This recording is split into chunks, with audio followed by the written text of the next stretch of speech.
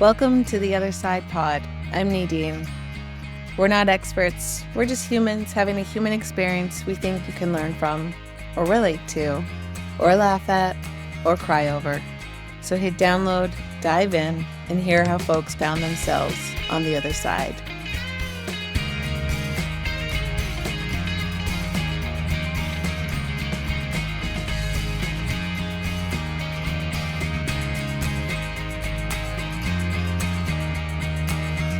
We're recording. Yay. It's so nice to be reunited. Kirsten. Yeah. You drive quite a bit from Ottawa to Sault Ste. Marie, which is how long of a drive? It's just shy of 800 kilometers with a lot of very tiny towns. So it takes around 9 hours of driving. Is there a point along the way that's your favorite spot to see, or I am stopping here every time? I have to say that Ottawa, which is a very tiny town close to North Bay, about 3.5 hours outside of Ottawa, westward, it's on a river and has like very big cliffs. And there's a little park on the edge there. And I love to stop there. And just because the wind is very beautiful. And yeah, that's my break spot usually. Oh, that sounds beautiful. Yeah, There's it's so very much pretty. to see in Canada to drive and so many Yeah. parks. And yeah, it's such a beautiful country. Yeah, I the whole time I'm like, this is so beautiful.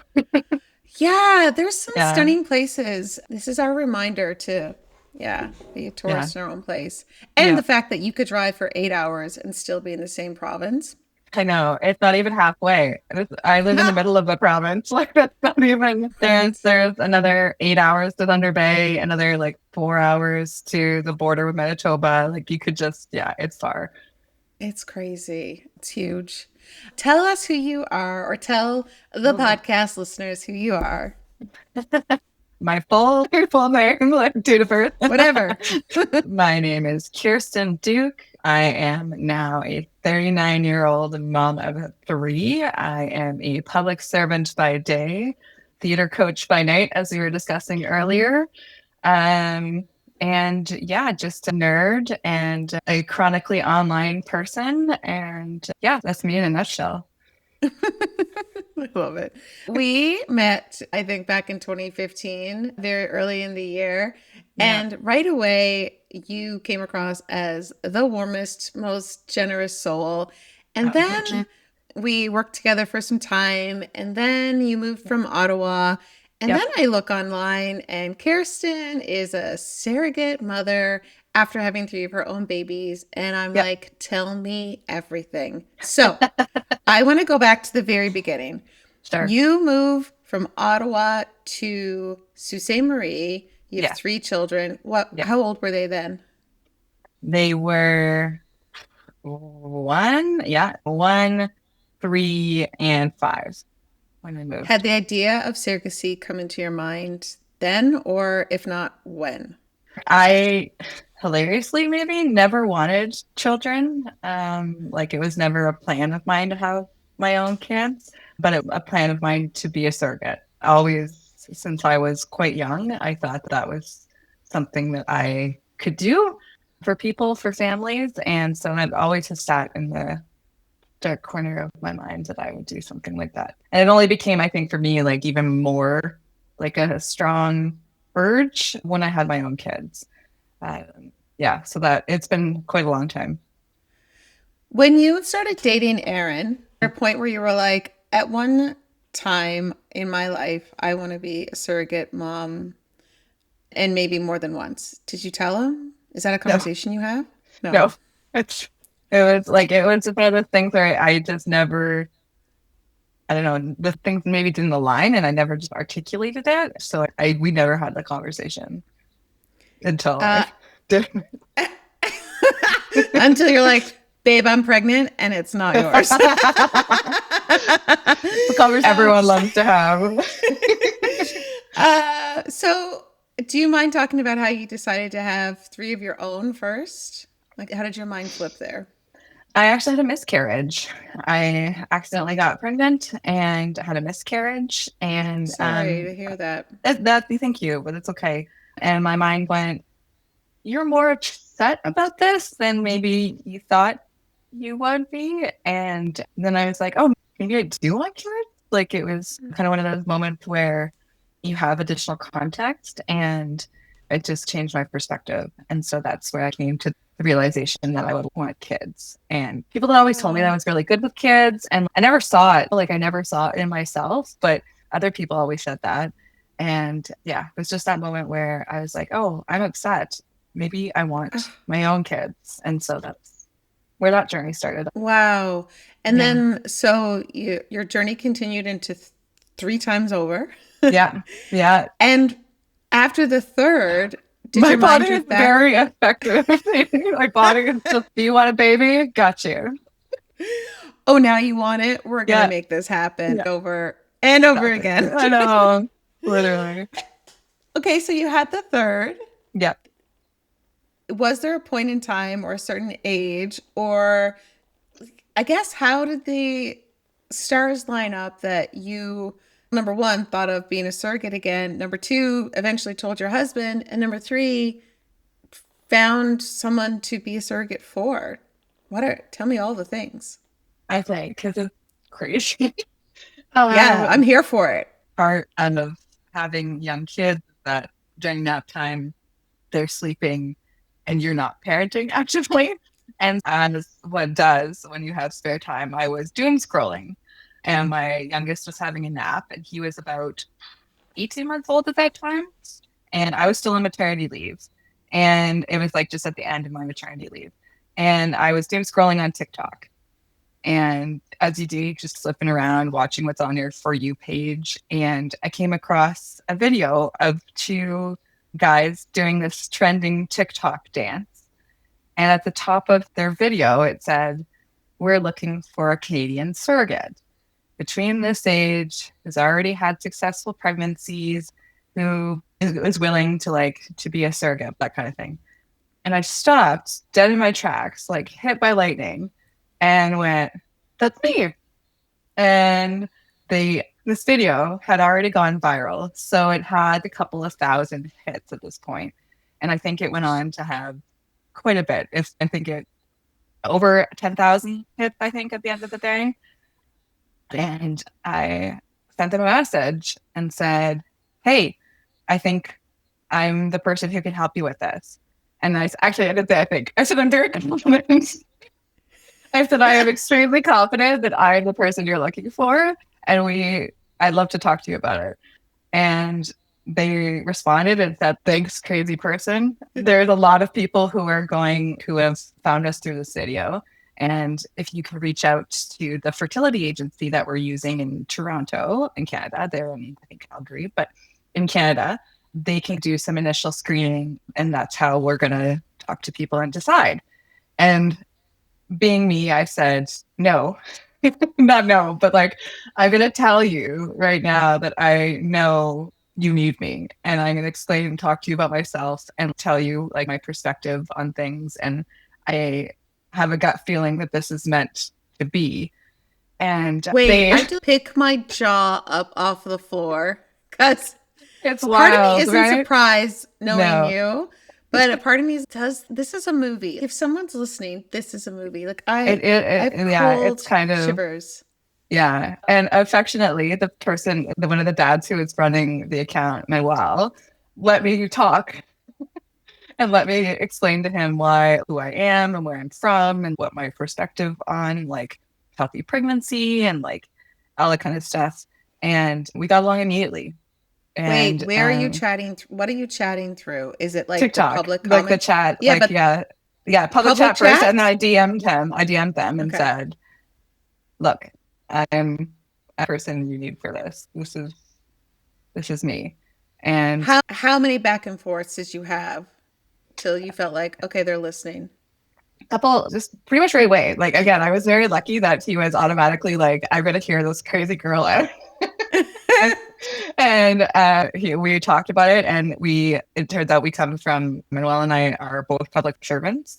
And I should say, though, just for context, the dads are from Spain. So this is they're not Canadian. And they posted from Spain. And yeah, that was how we met, literally. You saw a TikTok from Yeah. two guys in Spain who were doing a Mhm. TikTok dance that was a trend, That's a trend at the who time. wrote at the top, I'm looking for a Canadian Surrogate. surrogate. I cannot. So, Yeah, it's wild. why were they looking for a Canadian woman? So they like the way so surrogacy, just as for context, is illegal in Spain.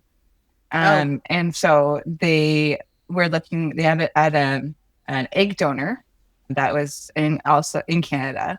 And the fertility clinics that they used is in Toronto. And so the embryos that they have were in Toronto, still are in Toronto. And you can't transfer embryos across borders. So once they have been like fertilized, they can't go anywhere. So they had to stay within Canadian borders. They needed a Canadian surrogate. Yeah. oh my gosh, what a Yeah. process. Mhm. I know you and I chatted and you had recommended chatting with them, which we will do at a future Yeah. podcast for sure. But can I ask you one question on their Sure. behalf, Yeah. just to fill in a blank here? Mhm. How long were they in the process of doing this before they met you?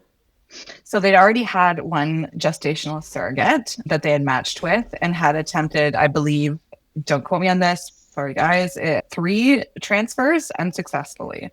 Okay. So they'd had a lot of like miscarriages and things like that Mhm. had not worked out. And between then, I think they had matched in August and we matched in January.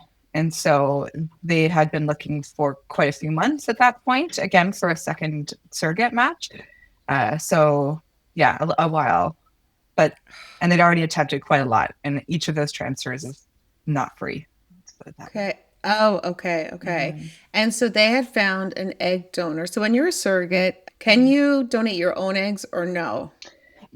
I think you can, but you have to be younger than me. So you have to be a certain age to donate eggs because they have to be viable. They're healthier when you're younger and that kind of thing.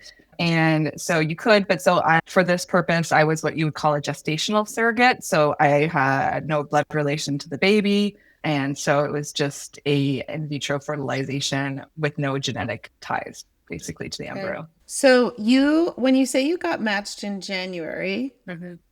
what does that mean? Is that through a clinic? Is that just because they agreed to chat with you, or what does that mean? So they used a fertility agency that basically they provide a service. There's more than one in Canada. There's quite a few. They basically look for surrogates, look for people who are looking for surrogates and work to match them.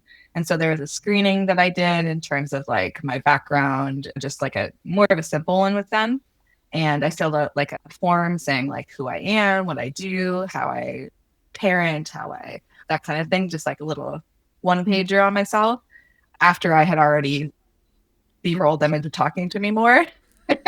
and and so they got the formal package from the agency from me and they agreed to meet with me formally and discuss a match like through Zoom basically. Did you have to pay to do the screening through the clinic? No, No. no, Okay. that's paid for. And Like, so they're the agency, like as in the business side of it, and I don't pay for that. And there's the clinic there. There's medical screening at the fertility clinic, and I don't pay for that, but they do. The dads did. okay. Mm. And so from the first message to them, what month was it? I just want to understand January. this. It was like within a January. week. Within a week, we had the formal meeting. Really? Within a Yeah, week. yeah. It was only a couple of days. And so you have this meeting over Zoom Yeah, with these two. Was it an instant connection with the two of them? yeah, absolutely. It was like meeting long lost cousins. It was like very easy, and like I said to them, I work in public health. It's really important to me that I'm vaccinated during this. It's important to me that I am caring for myself at the best possible way I can, that our communication is very thorough and that the communication includes my partner and because it's a family thing and that I'm going to talk to my kids about this and like all that kind of stuff. And they're like, yes. And they told me about themselves and about their backgrounds. And so Manuel is, like I said, a public servant, and Vitali is a teacher, an English teacher. And so they were talking about how long they've been together and that they wanted to have a family and all this kind of stuff. And So yeah, it was just to chat, and it was like, it was already done. I feel like I don't want to put words in their mouth, but I feel like it was a done deal by then anyway, that they were just like, let's be chill. And I was like, I have no chill. You're like, I'm all in. I'm in them. Let's do it. Yeah, fast. Uh, I want to know when you told Aaron. This is great. You're on TikTok. Yeah. You look over, you're like, FYI, here are the dads I'm going to carry a child for. Pretty much. I think I went downstairs like after a back and forth through the DMs a little bit. And I was like, look, I'm not really asking your permission, but I'm going to tell you that I'm going to talk to them. And this is something I think is really important for me to do. And I think I'm really capable of doing it. And he was like, okay. Again, people are pretty used to me this way. Yeah. It was like, okay, I just would I want to be involved. And I was like, cool, I totally get that. And yeah, so you just unlock. What was it about it that the fact that you said to Aaron, I'm not even going to ask permission. I just need you to know this is something I have to do. What was that drive that you felt this is something I have to do? Do you know?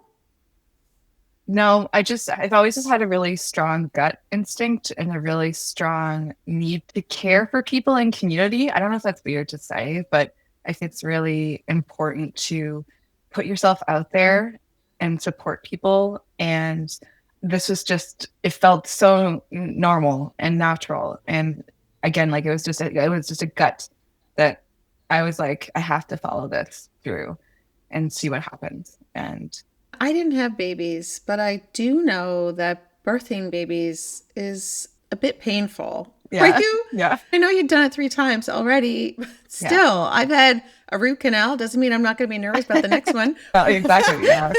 Were you nervous about the pregnancy and the birth? And then, yes, it's not your DNA, but you've carried this baby and your hormones are going to be the exact same as they were with the other 3. So was there anything you were nervous about? So I think for context, I am very lucky to very easily carry babies and birth babies. Not like to get into too much detail, but I am very efficient. My labors are not long. They're not like, it's a very quick thing for me. And I think to myself that if I can, even if it's painful, which yes, of course, but even if it's painful, that short-term pain to reunite a family, like, well, how could I not? Who are you? Who sent you? Okay, how did you tell the kids? It was, so part of the agency and part of the legal process and the screening and all that kind of stuff was interviews. So interviews with mental health people, so there's a whole kind of series of things to make sure that you're mentally fit and also healthy to go through IVF, because it is a full IVF cycle. And so part of the mental health interview, the individual is lovely from the clinic, and they suggested books. They suggested books about it that we could talk to the kids. And 2 out of my 3 kids are autistic. And so just decided to be really blunt, really straightforward and say, Mama might be pregnant. It's not our baby. We're going to take care of the baby. We introduced them to Manuel and Vitaly right as soon as we could, like over FaceTime and Zoom, and said, this is who they are. And that's whose baby we'll be talking about. And we were right from the get-go very clear with them about what it was. And my kids love Manuel and Vitaly. They are like, Manu and Tally, they're like their uncles, like very cool uncles. And so they love them. And the guys always bring them toys and things. And it's super sweet. So yeah, that was never really an issue for us. We were very lucky. Did any of the kids say anything or ask you anything that stands out that was surprising or so intuitive for their age? Do you remember any? I think it was the thing that really sticks with me is the care they had for me when I was pregnant with Sophie, who's the baby. She's not really a baby anymore, but yeah. And so, yeah, when I was pregnant and I said, this is Manuel and Vitaly's baby, and they were like, "Oh, we have to be very gentle with the baby." And again, they were very aware and very like concerned with even being very young. And they were very young. They were always very gentle and just very thoughtful. And I think I was out with my oldest, and someone was like, "Oh, congratulations on your baby," like very visibly pregnant. And my oldest was like, "That's not our baby." Like this absolute stranger. And I'd be like, "I'm a surrogate. It's not weird. Like, it's not a tumor, God. you know, like it's, I am pregnant, but it's not." Yeah. So anyways, they were very sweet, very kind, but they knew very, and they got it, which was nice. Yeah. So you said IVF. I guess I just Yep. didn't think that you would need IVF. I mean, maybe this is Yep. like a very basic question, but why does it, yeah, why IVF? I guess I'm like, couldn't they just insert this in you? Turkey baster. Yeah. Exactly. Yeah. I know. Couldn't they just? Yes, technically, but the way that it typically works is that method is less predictable. And especially like human bodies are very cool, right? So when it's not your genetics, the natural kind of indication is to reject it. By building up like basically my fertility, and making it very stable, it made the best possible circumstance for the embryo to implant is like the very straight, maybe very stupid way of explaining it, but doing the whole IVF cycle just basically makes it stable, makes sure I don't ovulate and like mess something up, and also keeps my hormones very stable after the transfer, the embryo transfer, and makes sure that, again, that embryo has the best chance at survival. How long is an IVF cycle? Ultimately, I think 12 weeks, and then a week prior to implantation. So 13, 14 weeks, give or take. Okay, this is very personal. Is it like you can't have sex with your husband without a condom for these 12 weeks? Because, girl, you're fertile AF. Yeah, no, it's like, so you can't, when you start the cycle, like they basically do a whole bunch of mapping against like where your cycle typically is. And then they start the hormones, which are needles. They start the hormones like the week prior. And then you have basically like a trigger shot, which forces you to ovulate. And then after the fact, you have 2 days basically where you're the most fertile, where they want to do the transfer. And it's all mapped out for you. It's sent in a bunch of emails. They're like, get your butt to Toronto. But it's like within that starting of a cycle and the trigger shot, they don't want you having sex. So it's 7, 8 days or something. But also you're getting a lot of needles in your body. So it's not exactly like first thought. Right. Yeah. Is it painful, IVF? All those needles? Like how many needles a day? It was one a day, but it's in the solution in a very thick oil. So it's like you have to have, anyways, you have to put it in your back, and then it's quite, I don't know, but I'm very pale and I bruise and bleed very easily. So it was an experience. Like for a while, I was so bruised because even though we rotate the needle, my whole back was almost bruised across. Yeah, because I'm a sensitive little girl. What Girly women go Nadine. through. Yeah, So what women go through, and so many questions for so many women, and so yeah. much It's like compassion. exactly. It gave me, because I didn't go through IVF for my own children, and it gave me so much compassion for people who struggle with fertility and struggle with having their own children or other surrogates, because it's a real process, and you have to be very, very dedicated to wanting those babies. And like how incredible and strong and precious is that to me? It's just Yes, mind boggling. it really is. It Mm-hmm. really is. So you had, how many cycles did you have to go through before you got pregnant? One. I knew this. I didn't actually know, but I'm like, I Yeah. bet you that body was like, we're in. I was like, it's been 2 years since you've had a baby. It's time to go. Oh, Yeah. we're empty. Yeah, exactly. I don't like those.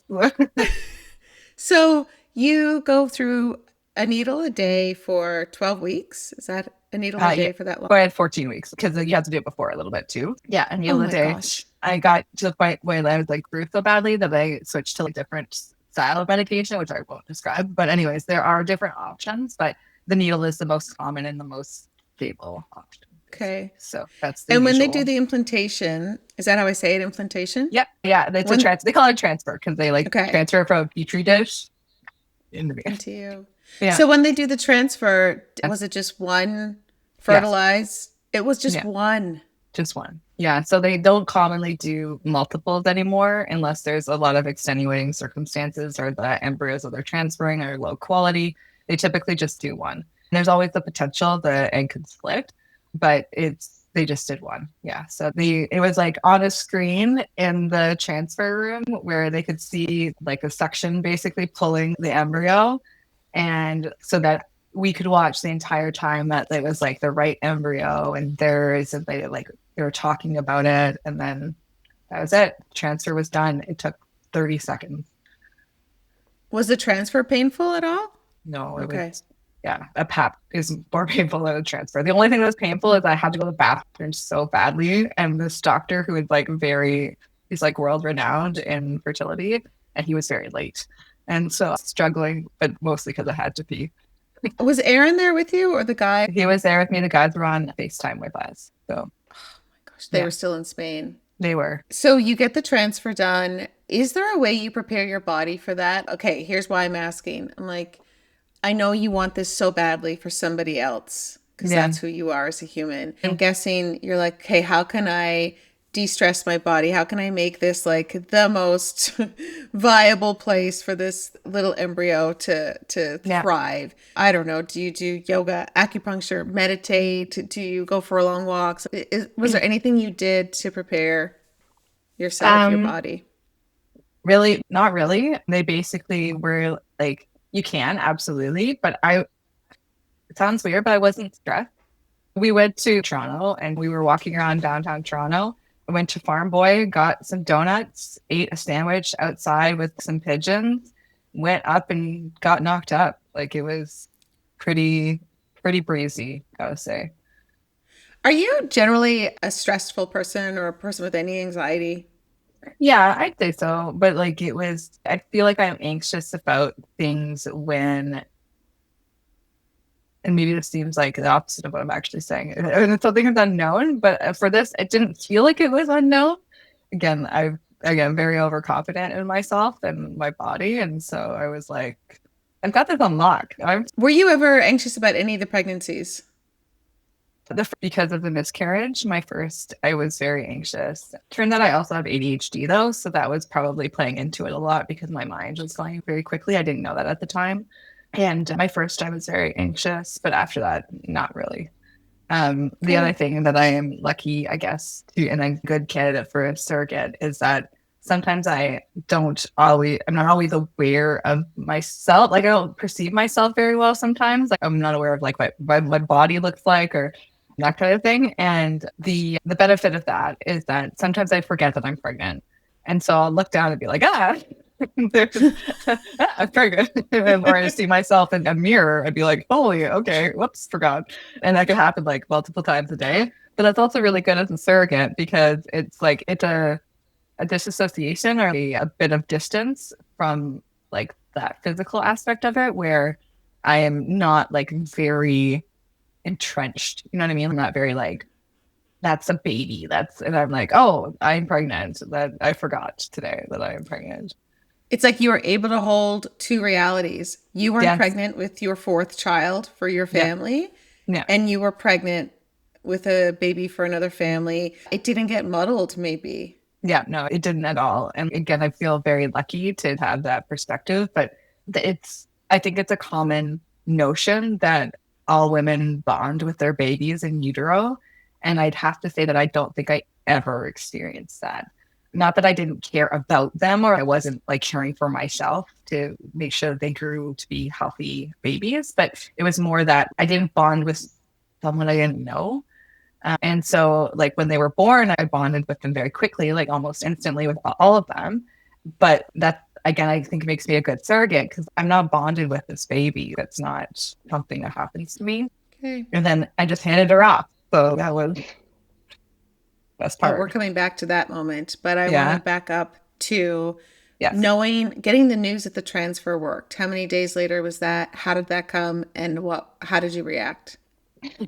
I asked them because it's a conversation I think that's very common between surrogates and what they in this field call intended parents is whether they're okay if you test or not, whether you test at home using normal pregnancy tests that you get like at the dollar store or pharmacy or what have you. And the guys would said, yeah, we're fine with it. You can test. And it was a Wednesday, I believe, that the transfer happened. And I was like at my brother and sister-in-law's trailer on like that weekend. And then I felt a little off. And then we went home and I bought a bunch of tests immediately. And I was like, I'm taking these tests right now. And I took them. And like pregnancy tests, you have to, especially very early on, you have to squint really hard. But I was like, I see a line. I see a positive line. And so I called one of my best friends, Carly. I was like, does this look pregnant to you? And she absolutely it does. And I was like, oh my God, that's double confirmation. I'm calling the guys right now. And so I hung up with my friend Carly, called Manuel and Natalie, who were out walking the streets of Cadiz. And I said, it's positive. I see it right now.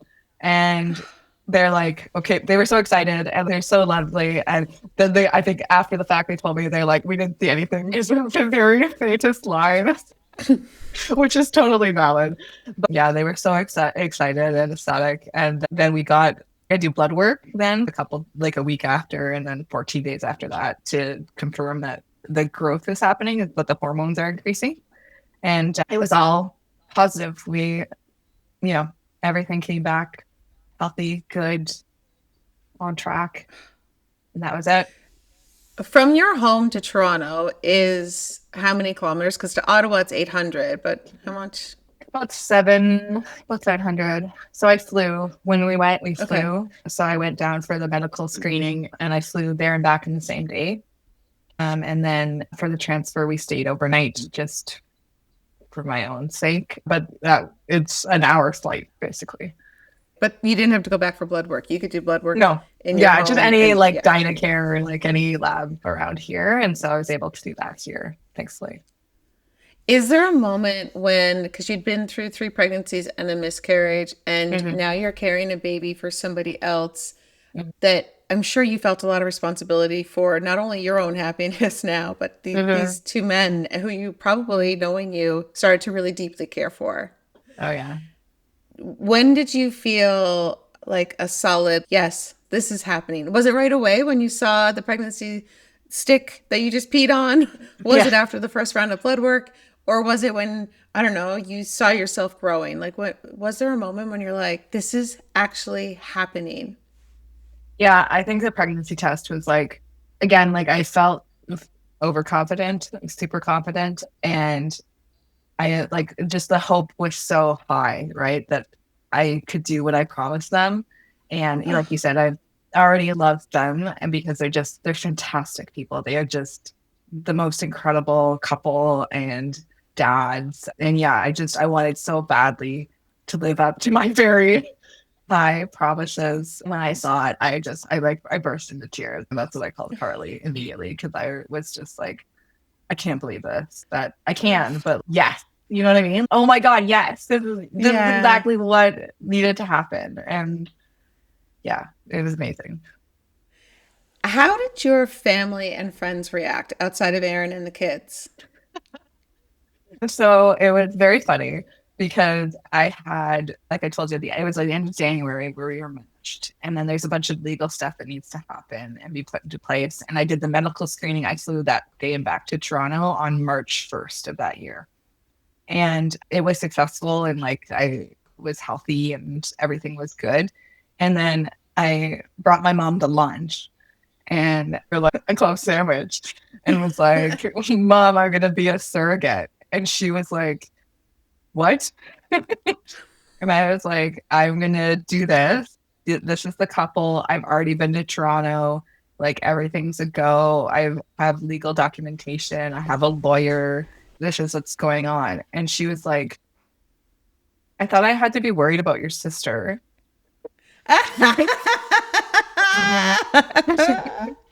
And I was like, it's me. I'm the problem. So yeah, she was mostly concerned about like my health and like making sure that I was healthy because pregnancy at any time, and I think we look at maternal fatality rates in any country, like the States, it's still quite high, right? There's still very negative side effects that can happen, and you can get hurt and you can die. And so she was worried about my health, I think, the most out of anything. But then as soon as I introduced her to the guys, it was over. They're just Really? oh yeah, they're the most lovable people ever. And she was like, you have to do this. I was like, cool, I know that, but I'm glad you agree. Yeah, you're her baby, right? No Yeah, matter how yeah, old you are and how many yeah, babies you have, you're yeah, hers. Ugh. yeah. What about your friends? Did anybody say anything off sides, or was there anybody that you were like they couldn't get on board, or was everyone right behind you? I have to say that like the support that my friends gave me, like my friend Carly, like I've mentioned, is she was immediately like, your uterus has got this. You're a machine. This is born ready. And I was like, heck yeah, we got this. She's like, I feel a twinge in my uterus and we're twins. So we're not actually twins. We've always had babies at the same time. So I know you're pregnant, that kind of thing. And it was so lovely. And yeah, not a single negative comment, not one. And Mm. I'm so grateful to surround myself with people who get it and who me and my family through this kind of stuff because yeah, everyone's been amazing. Ugh. What Yeah. was the pregnancy like? Was it easy, hard, lovely, terrible? It was as easy as a pregnancy could be, I think. And again, I'm very lucky that I'm tall. Like I'm a tall person. I'm big, wide hips, right? It's something that comes very physically easy to me. I think the challenging thing for me is that when you're pregnant, you have to stop certain mental health medications. It's not always like it's not a black or white thing, just for anyone who's curious. Like sometimes you can stay on them, sometimes you can't. But I felt like for carrying someone else's child, I didn't want to risk anything. Um, so I stopped my ADHD meds during the pregnancy. And that was a struggle. That I think was my biggest struggle wasn't the physical side effects. It was not the pregnancy itself. It was just me in my own mind, um, struggling without kind of the medication supports that I was used to. And like things like that was a challenge. Did you put any other supports in place to account for that? Did you go, I don't know if you see a therapist, so did you go to therapy? Did you go to more therapy? Was there things that you're like, okay, here's how I'm going to try to do this without my medication? So how it works in Canada compared to the US, just for Canada has what's called like an altruistic law around surrogacy, where you aren't paid. It's not like a set amount, but the things that you need to be pregnant and have that healthy pregnancy are covered as part of your contract with the intended parent. Okay. So like the guys are very generous and making sure that I had a therapist, which I did. I had a trainer for a little while. I had a swim pass. I had all of the food that I needed. They were so lovely in that they'd contact me all the time. They'd send me updates about their life. I'd send them updates about ours. They like one time I came home and there was cheesecake on my front step. And I mean, at any time that's an amazing gift, but especially when you're pregnant, it's an amazing gift. They knew that I was going to struggle and they were, I think, extra generous in their Mm. love and support for me. And they hyped up the whole time. They Oh, were like they call me Super Kirst. And it's just so lovely. And yeah, they're my biggest hype squad. I love them to death. They're fantastic. And not for 1 second was I worried about them or like their support for me. And I had everything I needed in place. And it's just my mind. And that right. is a struggle when you're pregnant anyways with hormones and how your body changes. And it's just exacerbated when you have like certain medical conditions like ADHD. Of course. So you had all the support you needed to go see a therapist to help you through as much as they possibly can without Yeah. medication. Because I get that nothing Yeah. can replace medication, but Yeah. just as long as you had other things. Oh, yeah. So what? I'm glad you mentioned that about they're able to support and help pay for things to help you in your pregnancy. Because, Yeah. I mean, therapy, swimming, and cheesecake aside, which very important things. Very important. I was like, did she have to go get it? Did she have to go get a brand new wardrobe? Like, what in the? But Yeah, no, you it's do, but stuff you do like that they can. things that are covered. Those are the things that Okay. they covered, and they again, it's all organized through like the legal process, and there's a way for accessing it and proving to CRA that it was for pregnancy and it wasn't just like getting a new car or something. Like it I was gotta like drive directly myself to get my cheesecake, CRA. Yeah. yeah. So it's all there's all certain amounts. There's a whole bunch of rules, and so they were always very much. If I was like waffling about should I get new pants, they're like get new pants, Kirsten. Go and get your pants right now. They were very. I didn't want to take advantage of it. I didn't want to take advantage of their generosity, but they were just naturally so supportive and appreciative that they were often the ones being like, "Sounds like you need new clothes." Yeah. Yeah. Now that you mentioned CRA, I didn't think about this part of it. Mhm. You had to make claims through CRA for this? So it not exactly. It's like it's not a taxable thing. Like it's actually the opposite, but you have to keep records. So I kept every receipt. I tagged it against a certain expense style. It's basically I just have to prove that I didn't spend it on something that wasn't related to pregnancy. It's like a filing system, Oh. basically. And it's part of the legal process, it's part of the regulatory process. And yeah, so Oh, I there's a didn't lot of even think of paperwork. that. I Work. Of course they couldn't just Venmo you money and you're Right. like I cut mean, out yeah. for shop. Yeah, Right. exactly. It's not the same. So there's a process and there's a like a trust fund basically kind of situation that's set up that I access like once a month. And that was managed by somebody else. But I had to submit my receipts to be reimbursed. And so that's how it works is that you spend the money and you're reimbursed for that money. Which is so great because it keeps everything very clear. Yeah, it really does. It's a lot of paperwork. It is, especially when you're off your ADHD meds. It's a lot of paperwork, but it is definitely like very straightforward. And if I could for just a sec, like the downside for me, like in hindsight, is that I think it is a bit of a barrier for certain people to do this because they can't always outset that money, where Yeah. you have to spend it first kind of thing. That's a challenge, I feel like for a lot of people. And yeah, so I'm very lucky to be able to do that. But I think that sometimes it's like you need something like to start off and yeah, it's there's just things you need when you're pregnant. It's you need vitamins, you need the meds, you need the to go to the doctor, you need to yeah, that kind of thing.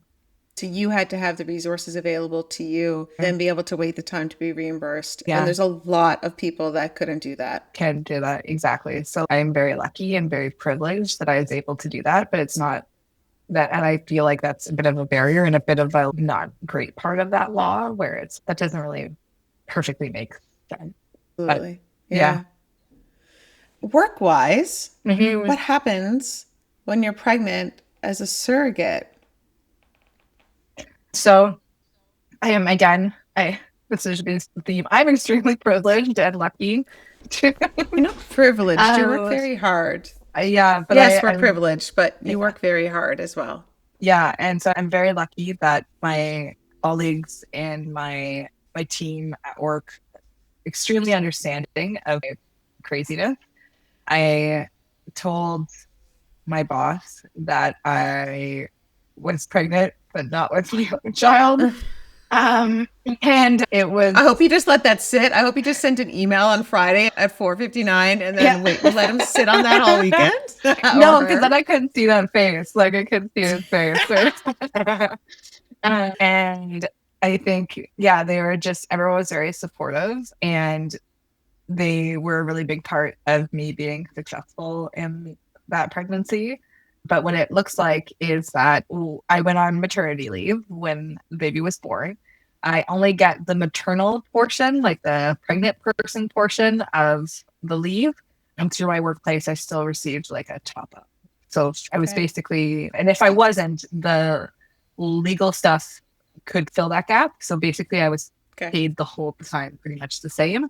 But I went on maternity leave, and I went on maternity leave for 4 months. Not all surrogates feel the need to go on maternity leave for 4 months, and the full 4 months that they're allotted. But for me, like it was necessary for my recovery, being older, simply speaking, and needing more time for my body to recoup and recover with my own 3 children. So I took the full time. What an incredible gift. I think back to my mom when she had me. I think she was given 6 weeks off with a Yeah. newborn and she had two other kids. We've Yeah. come a long way. There's Come a still long some way. stuff that we need to fight hard for, Yes. but Yeah. what a beautiful policy or Oh program yeah, or whatever. absolutely. Yeah. Maturity privilege in this country to have decent. There are definitely things like the rate of pay, and so that more people should access it. But having maternity leave is life changing, and I've been on it enough to Yeah. know. Yeah. I can't Yeah, even. yeah. Um, is there, okay, so sorry, I want to go to the Mhm, birth. mhm. What was the birth like? The weeks leading up to the birth, I had not intended to be off work. But following Christmas, because she was born February 1st, following Christmas, I was sick somehow. And I kept getting increased, like I was very tired. I was lethargic, would fall asleep randomly during the day. And I couldn't figure out what was going on. And it was very strange. And I was very lucky to have a midwife here in town who was following me. And so we went to the hospital to do full check. I was around 36 weeks pregnant at this point. And we went to do all the tests, and she ended up doing nose and throat swabs just to double check. And it turns out that I had COVID and RSV at the same time. Probably, yeah, it Ugh. was, yeah. So I was like super ill, and I was very sick, and my body was just like going to sleep because it had nothing left. And so the baby was fine, thankfully, but it was like one of those things where she was like, you shouldn't be working anymore because you need to recover and prepare yourself to give birth to this child. And I was like, okay. So I went off work early January and rested basically for 3 weeks. And then the dads arrived when I was 38 weeks pregnant. And again, they were just so fantastic with my kids. They like helped take down our Christmas tree. Like, again, I'm just like rolling around. I had a soccer ball at this point, but they were so kind, and it felt like my family members are coming over. We made dinner. We would like joke about like Canadian foods, and Vitale was like, he loves root beer. And so we would always like get root beer and all the kind of fun Canadian things to chat about. Yeah, anyways, stuff like that, right? Like very Yeah. North American things. So it's very nice. And then when Did they stay with you or did they stay in like an they got Airbnb? they got their own Airbnb that they set Okay. up like to ready for baby kind of thing. And Oh, okay. So yeah, how long so were they intending to stay? they stayed for I think they stayed for 5 weeks, 6 weeks, Okay. and then they went to Toronto afterwards and then on to Spain. So And they why 38 weeks? Sorry to cut you off, but it was was it like a C-section? Was it like a set date or no? no, it was like that's I think the typical recommended time, because usually most pregnancies they call it terminate, but you give birth usually between 38 and 40 weeks typically. So if they didn't want to miss the birth basically, so they came Yeah. a little bit Okay. earlier so that they didn't. And so anyways, they just started exploring my town here for 2 weeks. I had a false alarm a couple of days prior. I was feeling like early contractions, and I was like, I don't know. And they were like, just tell us how it goes. I'm like, okay. Nothing happened. And I was inching up on her due date. And I was like, is this baby coming out? What's happening? And then I went to sleep that night and woke up, was fully in labor, and was like, okay. I woke up, went to the bathroom, and I was like, no, it's go time. This is. Ah, I called them at their Airbnb and was like, I'm in labor. We need to go to the hospital right now. And they're like, we'll just shower and meet you there. And I was like, I'm okay. Like, I don't know if you have that kind of time. All right. And hung up the phone, called my mom and said, I need you down here right now. And my mom, her house from my house is about a 7-minute drive. Within 4 minutes, she was in our front door, mismatched shoes, like in the middle of the night. This is like, I don't know, 3 a.m. at this point, and she was just rocking. And Because she was going to take care of the kids She when you took and care of the Aaron kids, went. Yeah. exactly. So she just came to wait.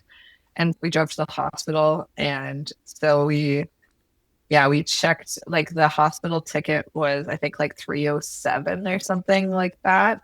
And we, like the worst thing, so I've never actually, just for context, I've never given birth in a hospital until this baby. Oh, I gave birth either at home or at a birth center. okay. So this is my first hospital birth. I've always been followed by midwives who, by the way, are just the most incredible human beings alive. And if they need a kidney, just let me know. But yeah, so I was followed by a She midwife. means it too. I She mean it, means literally. it. I literally mean it. But yeah, so I was followed by a midwife here in town, but there's not a birthing center here. There is in Ottawa. And let's do a hospital birth, because then if there's it, not for me, but like for the dads, if there's support that's needed for the baby, then we're right there.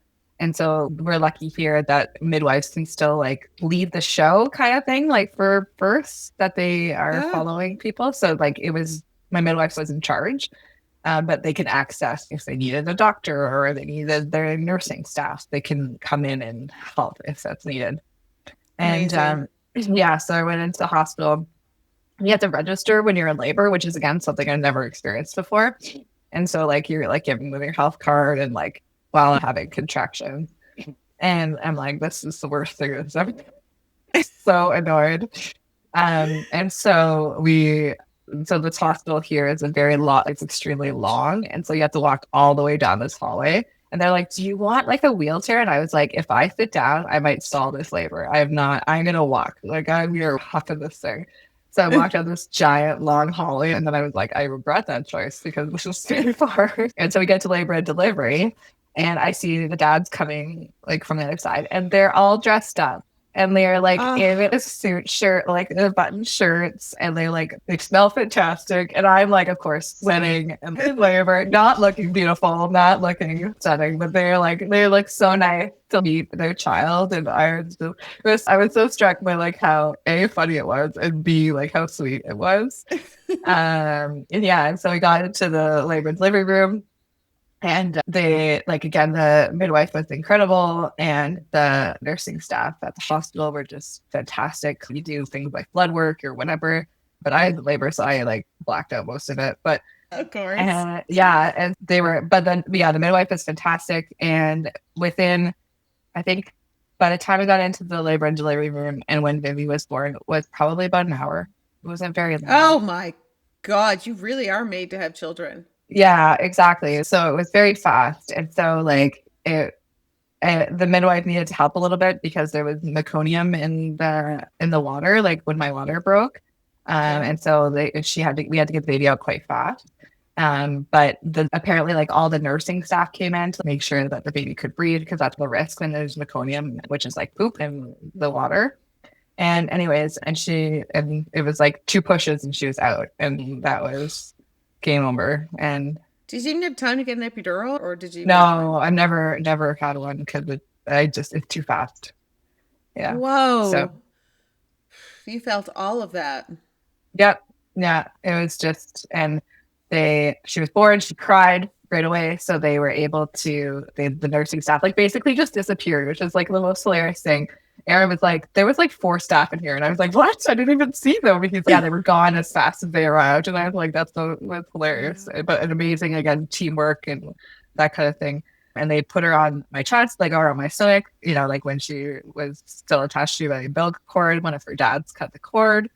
And I was just in shock. I was like, you're a real baby. This is amazing. Like, how cool, you're a baby. And yeah, and they handed her over to her dad's, cleaned her up a little bit, handed her over to her dad's. And it was most incredible.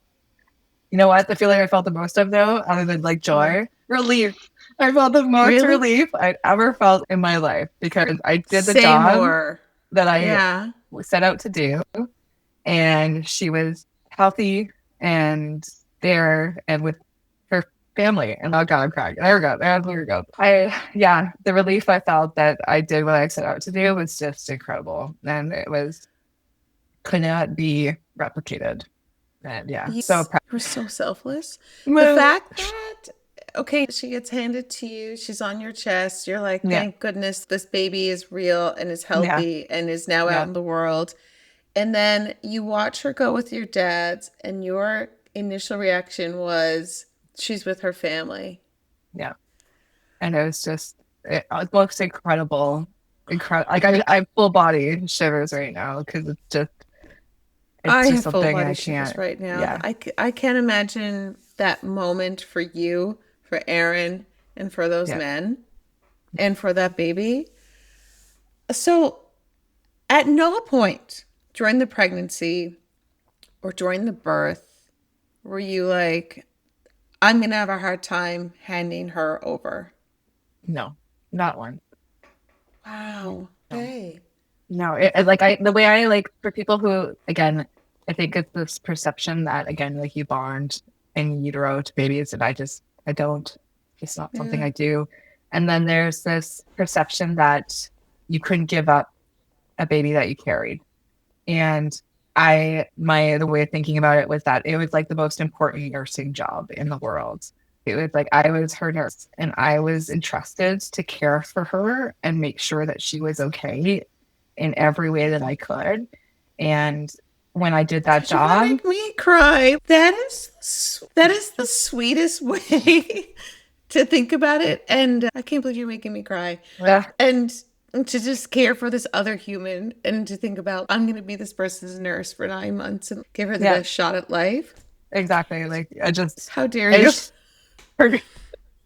yeah, Ah, it's such a gift. Maybe it's such a gift. yeah. Like it was, yeah, not something that everybody can do, but the fact that their trust in me. How, like, I feel if you have people that you love and you care about them and they go and walk in the world and you have to love them from afar. And even though they're not part of you, but you have to like, and they had to trust me, this crazy Canadian, to grow their most precious family member. That love and that trust is just, it's incredible. And I am so grateful to them all the time for believing me when I was very pushy. And from a From a TikTok. TikTok video, from a From a TikTok TikTok. video, which is, So they stayed in Sault Ste. Marie for 6 weeks yeah, total. or six, yeah, something like that. Yeah. So they were there for 2 weeks ish before she was born. Yeah. Her name's Viv. Vivi. Vivi, Yeah. adorable. Her name's Yeah. Vivi. So Vivi, you and the boys or the men, Aaron and your kids were all together for 4 weeks after she was born. Yeah, like what three, just because so yeah, 3 or 4. And so we would like get together, they'd bring her over, we'd go to their place, we'd hang out. They then had to go to Toronto to get her passport so that she could travel with them back to Spain. So because the Spanish consulate's in Toronto and things like that. So they left a couple weeks after to go and do that work and then flew back to Spain. And I might make you cry again because they flew back to, I believe, Madrid and then took the train to Cadiz, which is the southern end of Spain, which is where they're from, or it was Jerez. I can't remember where they landed. It doesn't matter. But they took a train back to their town, and they sent me multiple videos of their of Manuel's parents, specifically his mom, running to them, sobbing at the train station. Nadine, I swear to you, every single time I watch it, I just bawl like a baby because she's going like my baby in Spanish, Uh, and they hand her grandchild, and again, my full body is shaking right now. How can you? There's just nothing greater, right? To again, like right. that's her family, and I played a part in that. It's mind boggling, It's honestly. mind boggling. Yeah. Yeah, it really is. To stop crying, I'm going to ask you a very administrative question. Sure. Yeah. That's weird. Yeah. I talked about my dead dad on here for a million times and I never once cried. Does she have a Canadian passport? She does. She is a dual That's cool. citizen. Yeah. I So love because it. she's born in Canadian soil, she has a Canadian passport and a Spanish one. And so she's a dual citizen of Spain and Canada. So it's super, super cool. And she they visited. So it's the first time I've seen her since she was born this past summer. We met in Ottawa, actually. And I not got to meet her, but got to meet her as a child. And it was so cool because apparently she doesn't like to hold people's hands, but she held my hand like the entire time.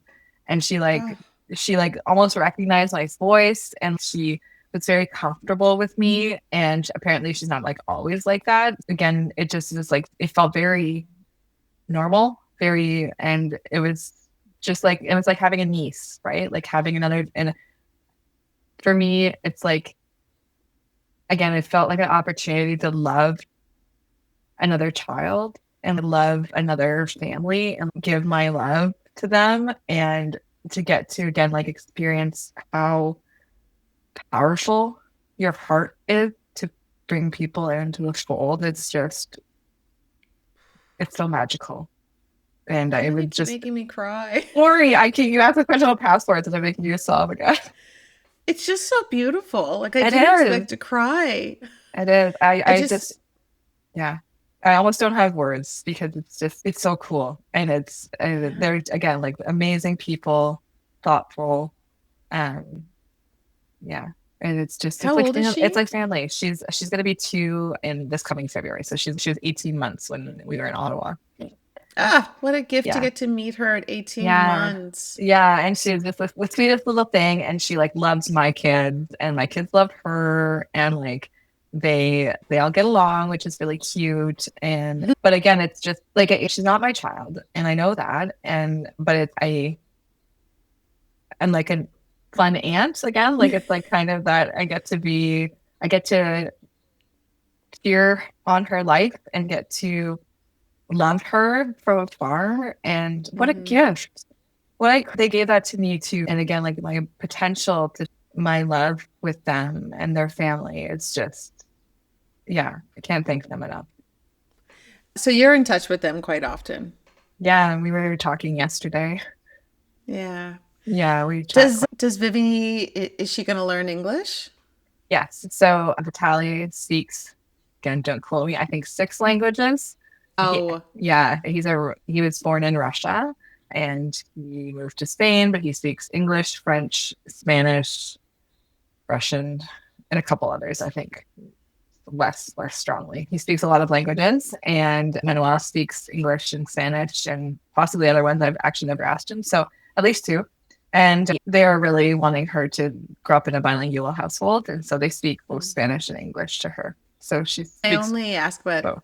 English simply because in that way she gets to communicate with you and your Mhm. kids and Aaron Mhm. because you are an extended family. Like you Yeah, just you gave them family, but they gave, as you said, they gave you family. So it is nice to be yeah, able to, yeah. yeah. So she'll be in a bilingual house. That's something that's been very important to them, and so we send English books because sometimes queer representation in Spanish books is not very substantial all the time. We'll send books with 2 dads and books that are about Canada and, things like that to try and share a bit of our side of the world. Me knowing you, you'll be fluent in Spanish in about a year anyway. I always keep trying it. So I can probably order a beer, but that's about it right now. Very important. It's most Is important. did your kids have a hard time with any of this? Did No, and I'm Aaron? so lucky. No, I think the hardest thing for him was supporting me when I was having like rougher days, like when I was having a hard time mentally. I think that's a hard part for him. But I think I'm pretty resilient and I try to take care of myself, and I lean really hard on the dads to talk things through and explain how I'm feeling. And again, like Mm. doing the other things and doing as much as I could to keep myself healthy, it made a difference. Is there any part of it when you look back now where you really surprised yourself? No, just felt very natural, very normal. It's not normal. Felt very normal. What's It, normal? exactly. It just felt like it was meant to be. And like I said, I tend to have a really strong gut feel for things and I try to follow it as much as I can. But it Mm. just felt right. Did the experience change you in any way? Absolutely. Yeah. Like I said, I think a little bit, it was like, there's my capacity to to love other people. I think I knew I had that because again, it felt very instantaneous with the dads. I knew them for my whole life. And I always felt that way about people. Like I always felt like a very strong kinship to you as well and stuff like that, where you feel really strong connections to people.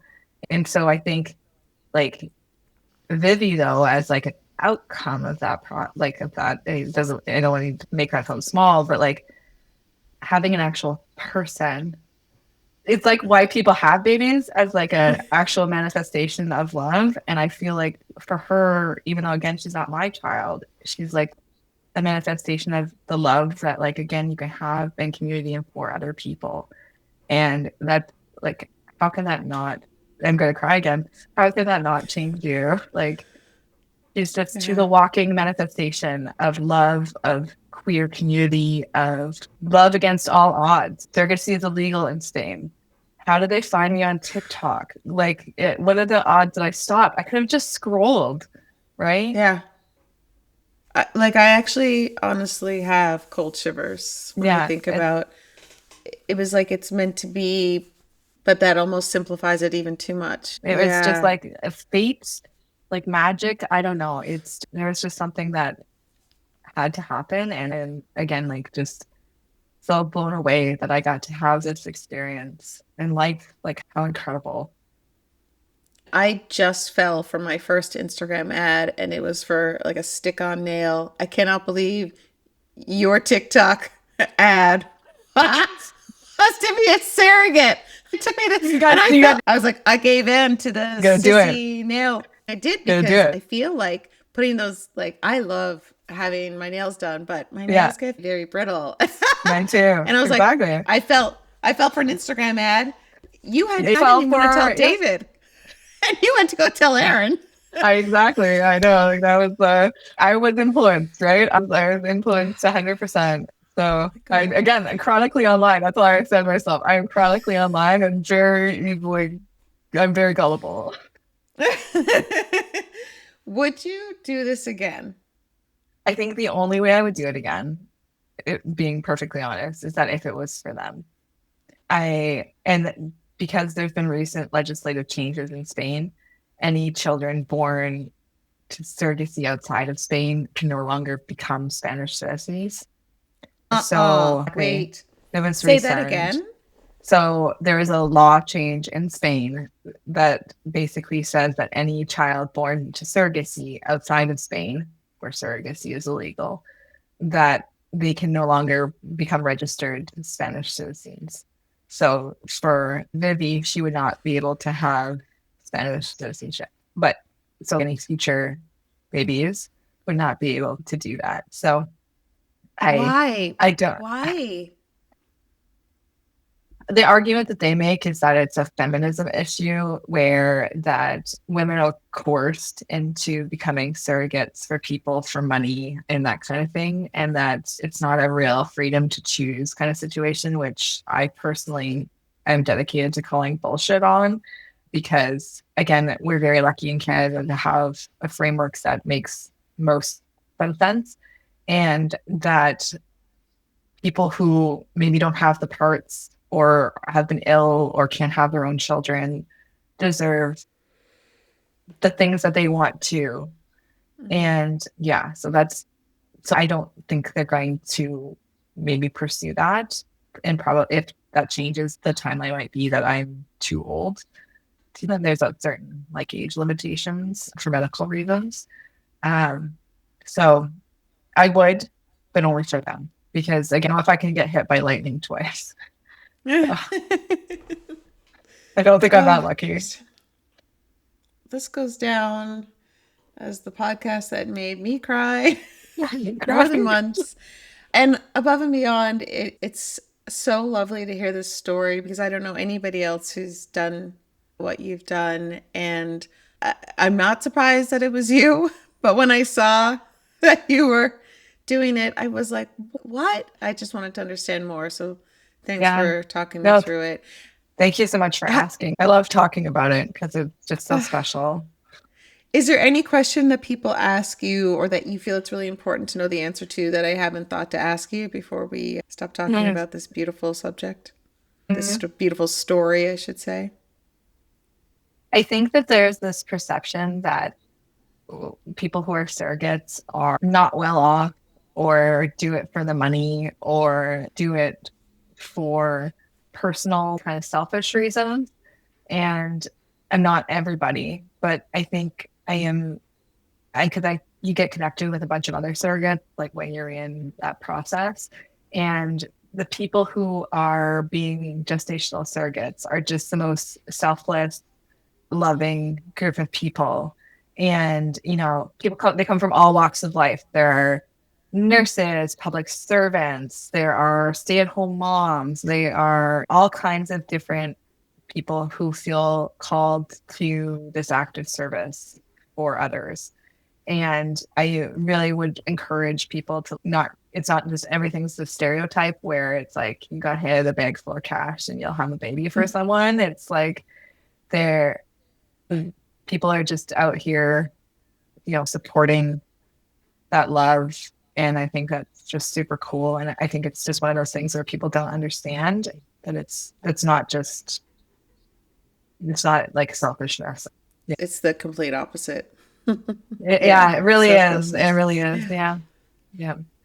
I look forward to talking to you with the guys very soon because it'll be really interesting to hear how they lived through this experience, but also to have you here to pepper in, which it'll be great. And who knows? They're so amazing. You're going to love them. They are. I've said everyone loves them. They are the best of the best. They're like just amazing humans. You'll love them. Okay. I know you will. Stay tuned for that one, everybody. Yeah. And Kirsten, thank you. Nadine, I really appreciate it. So lovely to chat with you. You were sent from somewhere good, and the world just loves you. I just love you. Thank you. I love you too. Okay, bye. Bye.